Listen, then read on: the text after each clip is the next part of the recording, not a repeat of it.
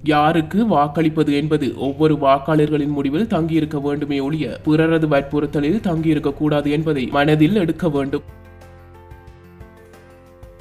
தேர்தல் தினத்தன்று நீங்கள் எப்படி வாக்களிக்க வேண்டும்? உங்களுக்கு உத்தியோகபூர்வமான தேர்தல் அட்டைகள் கிடைக்கும். அந்த வாக்காளர் அட்டையில் தேர்தல் மாவட்டத்தின் பெயரும் இலக்கமும், வாக்காளரின் பெயர், முகவரி, பதிவிலக்கம், வாக்கெடுப்பு பிரிவு, வாக்கெடுப்பு மாவட்டம், வாக்களிக்க ஒதுக்கப்பட்டுள்ள வாக்கெடுப்பு நிலையம், வாக்களிக்கும் திகதியும் நேரங்களும் குறிப்பிடப்பட்டிருக்கும். தபால் மூலம் வாக்களிப்பவர்களுக்கு இவ்வாக்காளர் அட்டை அனுப்பி வைக்கப்பட மாட்டாது. சில சமயங்களில் இவ்வாக்காளர் அட்டை கிடைக்காமல் இருக்கலாம். கிடைக்காவிட்டால் வாக்காளர்கள் அறிமுக அட்டையுடன் தபால் நிலையத்திற்கு சென்று தபால் அதிபரிடம் விசாரிக்க வேண்டும். அங்கு அவரது வாக்காளர் அட்டை இருப்பின் தபால் அதிபர் அதனை உங்களுக்கு வழங்குவார். வாக்காளர் வந்து கேட்காவிட்டால் அந்த வாக்காளர் அட்டை தபால் நிலையத்திலேயே வைக்கப்பட்டிருக்கும். ஒருவரது வாக்காளர் அட்டையை இன்னொருவருக்கு வழங்குதல் குற்றமாகும். 6 மாத சிறை தண்டனையும் உண்டு. தபாலில் வாக்காளர் அட்டை கிடைத்தால் அதனை கவனம் வைத்திருக்க வேண்டும். எங்கே வாக்களிப்பது என்பதை மனதில் நினைவில் வைத்திருக்க வேண்டும். தேர்தல் தினத்தன்று நீங்கள் வாக்களிக்க வாக்களிப்பு நிலையத்திற்கு செல்லும் போது கட்டாயம் உங்களிடம் உள்ள உத்தியோகபூர்வ வாக்காளர் அட்டையை கொண்டு செல்ல வேண்டும். இவ்வட்டை இல்லாத பட்சத்தில் வாக்களிக்க முடியாது என்று யாரும் கூற மாட்டார்கள். ஆனால் வாக்காளர் அட்டையை நீங்கள் கொண்டு சென்றால் தேர்தல் அதிகாரிக்கு அது அடையாள அட்டை அவசியம். கட்டாயம் கொண்டு செல்ல வேண்டிய ஆவணம் என்னவெனில் உங்களை அடையாளம் காட்டும் ஆவணமாகும். அவை தேசிய அடையாள அட்டை, கடவுச்சீட்டு, சாரதி அனுமதி பத்திரம், ஓய்வூதியர்களாயின் ஓய்வூதிய அட்டை, முதியோர் அடையாள அட்டை, ஆட்பதிவு திணைக்களத்தினால் விநியோகிக்கப்படும் மதகுருமார்களுக்கான அடையாள அட்டை, தேர்தல் செயலகத்தால் விநியோகிக்கப்படும் தற்காலிக அடையாள அட்டை. மேலே கூறியவை தவிர வேறு புகைப்படங்கள் அனுமதிக்கப்பட மாட்டாது. ஆகவே நீங்கள் வாக்களிக்க செல்லும் போது கட்டாயம் மேலே உள்ள அடையாள அட்டைகளில் ஒன்றை கொண்டு செல்ல தவறக்கூடாது. வாக்களிக்கும் நேரத்தில் வாக்களித்து விட வேண்டும். பெரும்பாலும் காலை 7 மணி முதல் மாலை 4 மணி வரையுமே வாக்களிப்பு நடைபெறுவது உண்டு. ஜனாதிபதி தேர்தலில் எப்படி வாக்களிப்பது? ஜனாதிபதி தேர்தலுக்கு வாக்களிக்கும் முறை ஏனைய பாராளுமன்ற, மாகாண சபை, உள்ளூராட்சி தேர்தலில் வாக்களிக்கும் முறையினின்று வேறுபட்டது.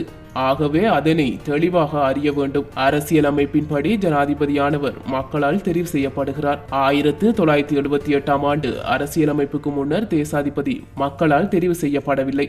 பிரதமரின் சிபாரிசுகளின் பேரிலேயே அவர் தெரிவு செய்யப்படுகிறார். ஆனால் 1978ஆம் ஆண்டு அரசியலமைப்புக்கு பின்னர் மக்களே ஜனாதிபதியை தெரிவு செய்கின்றனர். வாக்களிப்பு நிலையத்திற்கு நீங்கள் சென்று உங்களது அடையாளத்தை நிரூபித்ததன் பின்னர் தேர்தல் அதிகாரி உங்களது பெயர் வாக்காளர் டாப்பில் இருந்தால் உங்களுக்கு ஒரு வாக்குச்சீட்டை தருவார். அந்த வாக்குச்சீட்டை பெற்றுக்கொண்டு வாக்கை அடையாளப்படுத்தும் இடத்திற்கு செல்ல வேண்டும். இம்முறை 30க்கும் மேற்பட்டவர்கள் ஜனாதிபதி பதவிக்கு போட்டியிடுவதால் வாக்குச்சீட்டில் நீங்கள் யாருக்கு வாக்களிக்க உத்தேசித்துள்ளீர்களோ அவரது பெயரை தேட வேண்டும். பெயரை தேட முடியாவிட்டால் அவரது சின்னத்தை தேட வேண்டும். பெயரை அல்லது சின்னத்தை அறிந்து கொண்ட பின்னர் அந்த வாக்குச்சீட்டில் உள்ள சதுர கோட்டுக்குள் நீங்கள் 1 என்ற இலக்கத்தை அடையாளமிட வேண்டும். இதனை மனதில் வைத்துக் கொள்ள வேண்டும். நீங்கள் விரும்பின் ஒருவருக்கே வாக்களித்துவிட்டு வாக்குச்சீட்டை பெட்டிக்குள் போடலாம். ஆனால் ஜனாதிபதி தேர்தலில் 2, 3ஆம் தெரிவையும் நீங்கள் அடையாளமிடலாம். உதவியாக நீங்கள் ஒன்றை அளித்த பின்னர் இன்னும் ஒருவருக்கு உங்களது விருப்பு வாக்கை கொடுக்க தீர்மானித்தால் அதனை நீங்கள் விரும்புகின்ற பெயர் உள்ளவரின் சதுர கோட்டுக்குள் 2 என எழுத வேண்டும். அதேபோல் இன்னும் ஒருவரையும் நீங்கள் அடையாளப்படுத்தலாம். அதாவது முதலாவது நபர் யார் என்று அடையாளப்படுத்தியதன் பின்னர் 2வது நபர் யார் என்று அடையாளப்படுத்துகிறீர்கள் என வைத்துக் கொண்டால் அதனையும் அடையாளப்படுத்திய பின்னர் 3வது நபர் யார் என்று அடையாளப்படுத்தலாம். ஆகவே நீங்கள் 1, 2, 3 என உங்களது விருப்பு வாக்குகளை இம்முறை தெரிவிக்கலாம்.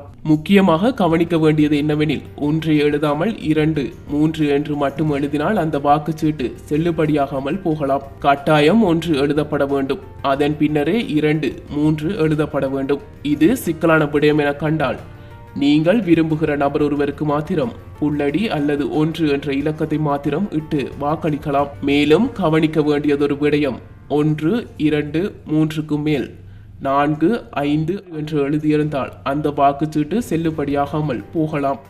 ஆகவே ஜனாதிபதி தேர்தலில் வாக்களிக்கும் முறை பற்றி மிக முக்கியமாக தெரிய வேண்டிய விடயம், வாக்காளர் தனது வாக்குச்சீட்டிற்கு ஒருவருக்கு மாத்திரம் வாக்களிப்பதாக இருந்தால் புள்ளடி அல்லது 1 என எழுதலாம். ஆனால் விருப்பு வாக்கு அளிக்க வேண்டுமாக இருந்தால் 1, 2, 3 என அடையாளமிடலாம். வாக்கு எண்ணுதலில் யார் ஒருவர் 50% மேல் வாக்கை பெறுகிறாரோ அவரே ஜனாதிபதியாக தெரிவு செய்யப்படுகிறார் என்பதை மனதில் வைத்துக் கொள்ள வேண்டும். ஜனாதிபதி தேர்தலில் ஏன் 2, 3 என்ற விருப்புரிமை வாக்குகள் அளிக்கப்படுகின்றன என்பதை வாசகர்கள் அறிய வேண்டும். ஏனெனில் ஜனாதிபதி தேர்தலில் ஒருவர் வெற்றியடைய 50% மேல் வாக்கை பெற வேண்டும். அதாவது அளிக்கப்பட்ட வாக்குகளில் 50% ஒருவர் பெறாவிட்டால் அவர் வெற்றி பெற்றவராக கருதப்பட மாட்டார். ஆகவே வேட்பாளர் யாரும் 50% வாக்குகளை பெறாவிட்டால் என்ன நடக்கும் என்பதை பார்ப்போம்.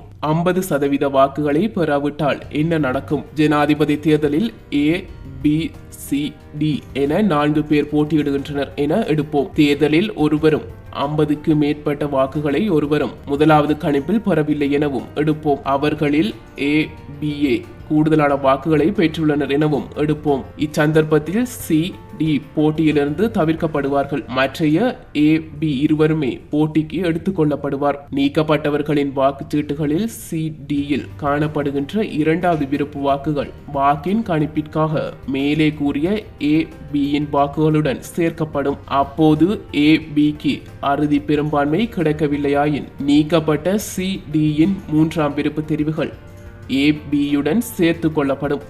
அப்போது அறுதி பெரும்பான்மை கிடைக்காத பட்சத்தில் திருவுளச் சீட்டின் மூலம் ஜனாதிபதியானவர் தெரிவு செய்யப்படுவார். இலங்கையில் இவ்வாறு விருப்பு வாக்குகள் சேர்க்கப்பட்டு ஜனாதிபதியாக யாரும் தெரிவு செய்யப்படவில்லை. முதல் வாக்கு கணிப்பிலேயே அவர்கள் ஜனாதிபதியாக தெரிவு செய்யப்பட்டனர். ஆக கூடுதலான வாக்கை பெற்றவர் சந்திரிகா பண்டாரநாயக்கா ஆவர். அவரது வாக்கு வீதம் 62.2% இருந்தது. ஆக குறைந்த வாக்கை பெற்று தெரிவு செய்யப்பட்டவர் மஹிந்த ராஜபக்சவாகும். அவரது வாக்கு வீதம் முதல் தடவை 50.4%, இரண்டாவது தடவை 50.3% இருந்தது. வாக்களிப்பது ஒவ்வொருவரின் அடிப்படை உரிமையாகும். எமது வாக்குகளை சிறந்த ஒரு நபருக்கு வழங்கி சிறந்த தலைவரை நாட்டுக்காக தேர்ந்தெடுப்பது ஒவ்வொரு பிரஜையின் பொறுப்பாகும். எனவே ஒவ்வொரு பிரஜையும் தனது வாக்குரிமை கட்டாயம் பயன்படுத்த வேண்டும்.